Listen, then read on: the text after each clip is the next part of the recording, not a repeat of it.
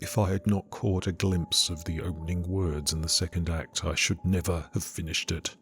But as I stooped to pick it up, my eyes became riveted to the open page, and with a cry of terror, or perhaps it was joy so poignant that I suffered in every nerve, I snatched the thing from the hearth and crept shaking to my bedroom, where I read it and reread it and wept and laughed and trembled with a horror which at times assails me yet. This is the thing that troubles me, for I cannot forget Carcosa, where black stars hang in the heavens, where the shadows of men's thoughts lengthen in the afternoon, when the twin suns sink into the lake of Hali, and my mind will bear forever the memory of the pallid mask. Hello everyone and welcome to the channel. Out of ammo, out of time. I'm Krabby Terror 8 and this video is a brief primer on the background and lore for anyone embarking on the Path to Carcosa campaign in Arkham Horror, the card game. I'm also doing this video by way of an introduction to Season 2 of the Flavour Text Podcast, where Kevling and myself explore the intersection between lore, story and gameplay in the Path to Carcosa campaign, scenario by scenario. Now in this short video I'll cover 1. The historical background to the stories which constitute the major sources of inspiration for the campaign, in particular the writing of Robert W. Chambers. 2. A brief summary of the key stories which feature in Chambers' collection of short stories called The King in Yellow. 3. A brief exploration of how Chambers' stories intersect and connect with H.P. Lovecraft. 4. An exploration of the key themes and ideas in these stories. And 5. Finally, without spoilers, how these themes and ideas might interface with the Path to Carcosa campaign itself in terms of gameplay and narrative. So by the end of this brief video, you will be ready to tackle the Path to Carcosa fully informed. Now, spoilers, if you want to start the campaign with no prior knowledge of Chambers' works and ideas, then I would wait until you've played the campaign first. Personally, I wish I had known this information before embarking on the Path to Carcosa the first time, as in my view, this only deepens the experience of this excellent campaign. So let's dive in, shall we, with Chapter 1, the historical background to the stories. Now, the first thing to understand is that unlike campaigns such as the Dunwich Legacy and the Innsmouth Conspiracy and indeed the Edge of the Earth, the Path to Carcosa cannot be simply linked to a single story. In fact, it cannot even be linked to a single author. However, for the purposes of this video, we will mainly be focusing upon a seminal book of short stories written by Robert W. Chambers in 1895 entitled The King in Yellow. Now, before we talk about The King in Yellow, however, it's important to acknowledge that the fictional city of Carcosa features very briefly in Ambrose Bierce's short story An Inhabitant of Carcosa from 1886. And like a literary virus, the idea of Carcosa was taken up by Chambers and many authors since. As a tragic and chillingly appropriate side note, Bierce, who was an American Civil War veteran, suffered from fainting and irritability as a result of a traumatic brain injury during the Civil War. In 1913, Bierce travelled to Mexico to witness the Mexican Revolution, only to disappear, and he was never heard of again. Robert W. Chambers was born in 1865 in Brooklyn. A man of the arts, Chambers was an artist, an illustrator and a writer of novels and short stories. Chambers spent time in Paris, and it was on his return to New York that he published his collection of short stories called The King in Yellow, which references Carcosa, the Lake of Hali, Hastur and the Yellow King himself. Chambers would go on to write romance novels, historical fiction and science fiction in his life with a great deal of success. However, it's his seminal work, The King in Yellow, which has remained in the public imagination. Anything from the TV series True Detective to, I think, movies like Jacob's Ladder, to Carcosa being a location in A Song of Ice and Fire by George R.R. Martin. So what is contained within these seminal stories? Well, let's have a look, shall we, in part 2, a brief summary of 4 of Chambers' King in Yellow short stories. The first story is set in the future, in the 1920s, and is entitled The Repairer of Restorations. This story is told from the point of view of Hildred Castaigne, who suffers a head injury from falling from his horse. Committed and then released from an asylum, Castaigne reads the play The King in Yellow, and from there descends into madness and murder as he attempts to become the heir of the last king. The story ends with Castaigne dying in an asylum for the criminally insane. Now, it is in this story that we learn some scant details about the play The King in Yellow, as referenced in Act 1, Scene 2, Casilda's song in the titular play. Along the shore the cloud waves break, the twin suns sink behind the lake, the shadows lengthen in Carcosa. Strange is the night where black stars rise, and strange moons circle through the skies, but stranger still is lost Carcosa. Songs that the Hayden shall sing, where flap the tatters of the king, must die unheard in dim Carcosa. Song of my soul, my voice is dead, die thou unsung as tears unshed, shall dry and die in lust Carcosa.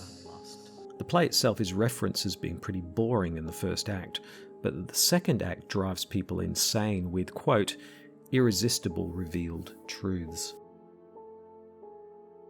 The second story in the anthology, entitled The Mask, is a story set in Paris and is a strange mashup of a sort of love triangle romance novel, weird science and horror all mashed together. And in the story, Genevieve, Alec and Boris are close friends. Boris and Genevieve are lovers, and Boris is an artist with the ability to render living things into marble with the help of a strange solution. Genevieve develops a mysterious illness and kills herself in a delirium by throwing herself into the solution. Boris, beside himself in grief, commits suicide. The story ends with Alec discovering his friends' bodies and Genevieve slowly reviving from the liquid. It is in this strange and unsettling story that excerpts from the play, The King in Yellow, are again referenced, as follows. Camilla, you search unmasked. Stranger, indeed? Casilda, indeed it's time. We have all laid aside disguise but you. Stranger, I wear no mask. Camilla, terrified aside to Casilda. No mask? No mask! The third story in the anthology is entitled In the Court of the Dragon and is also set in Paris and concerns a man who is pursued across the city by a sinister church organist. Or is he? The fourth story, entitled The Yellow Sign, is set again in New York in a future 1920s and concerns an artist and his model who are haunted by connected macabre dreams about a deathly-looking night watchman driving a horse and muttering about the yellow sign. In this story, both protagonists read the Yellow King almost feverishly, as follows. Night fell and the hours dragged on, but still we murmured to each other of the king and the pallid mask, and midnight sounded forth from the misty-spired and the fog-wrapped city. We spoke of Hasta and of Casilda, while outside the fog rolled against the blank window panes as the cloud waves roll and break on the shores of Halley. So as we can see from these brief summaries, Chambers presents us with scant yet tantalizing glimpses into the psychic and psychological impact that the King in Yellow has on the protagonists of these stories. With each one, we are left wondering if the events as related really happened, or did our protagonists suffer from delusions and hallucinations? What is the meaning of the yellow sign and Carcosa, and how do these seemingly disparate stories all tie together? The answer is unclear, and this is perhaps why these stories have been so influential on so many writers, because they tantalizingly leave the door open for further creativity and exploration. Which leads us to part 3, the connection between The King in Yellow and H.P. Lovecraft. In 1927, Lovecraft read The King in Yellow, and references to this book can be found in his novella The Whisperer in Darkness, written in 1930 and published in Weird Tales in 1931. This novel only mentions the yellow sign and Hastur. That is in fact as much as we get. It would be other authors like August Derleth who would further develop the mythos and Hastur, in particular his short story, The Gable Window. So as we can see, whilst Lovecraft was an admirer of Chambers and referenced his works, it would be later authors who developed these ideas further into a more coherent and integrated mythos. So what are the themes and ideas explored by Chambers in The Yellow Sign? Well, let's have a look, shall we, in Part 4. The themes and ideas in The King in Yellow are strikingly different from Lovecraft, which is not surprising since Lovecraft, a sickly recluse for most of his life, is very different to the bohemian, worldly, art-focused Chambers. Whilst Lovecraft is credited with developing the genre of cosmic horror, Chambers is credited with laying down a seminal work of psychological horror, elements of which are alive and well in today's horror fiction. Chambers' work in The King in Yellow especially examines the ability of art to alter our world, to open doors to new perceptions and ideas, and to ultimately alter reality itself. This view of art as a powerful catalyst to insight and expression, and perhaps madness, is what makes The King in Yellow so compelling. Related to this theme is the idea of subjective versus objective reality. In these stories told from a first-person perspective, it is often difficult to know how reliable the narrator is of the story, what is really happening and what is simply the product of a feverish imagination. Chambers' stories, unlike Lovecraft's, tend to undercut the comforting idea that we, the reader, know what is true and real, even if the protagonist doesn't. In this way, we, the reader, are subject to the malevolent influences of The King in Yellow as much as the protagonist is. Reading Chambers is an unsettling experience because as we read, we are constantly second-guessing ourselves and asking, is this real? Finally, the theme of love and death as entwined states of being is a strong current through his works. The Thanatos death drive and Eros love drive are presented as mirroring each other in Chambers' work. Many of his stories present a drive to consume and devour the works of The King in Yellow in a single-minded passion, whilst also being passionately in love with a person.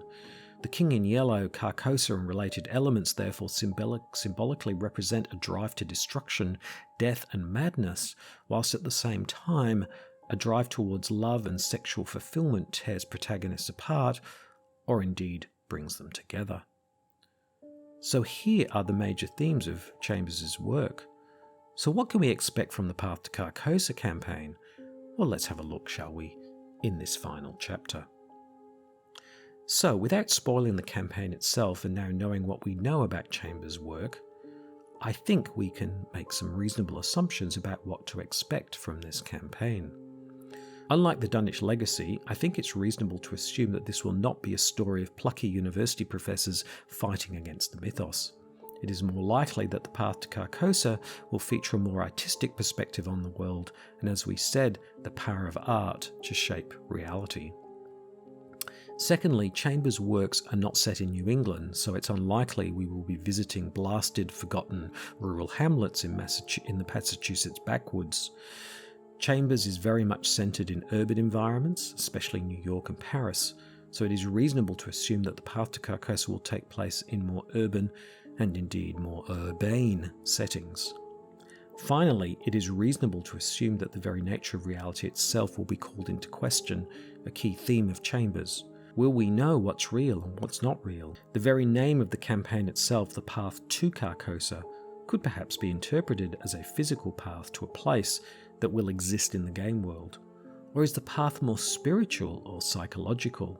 Is it only through madness and mayhem that the path is ultimately revealed? And will we ultimately come face to face with the King in Yellow? The answer to these questions, and indeed the questions to the answers, will only be revealed by playing the campaign. If you dare. So there we are. Thank you so much for listening. I truly hope you found this short video useful. If you did, please like and subscribe to the channel, and also follow the Flavour Text Podcast on your platform of choice as Kevling and I step through the story of the Path to Carcosa in the coming weeks. But until then, I'm Krabby Terror 8. and I'll see you soon.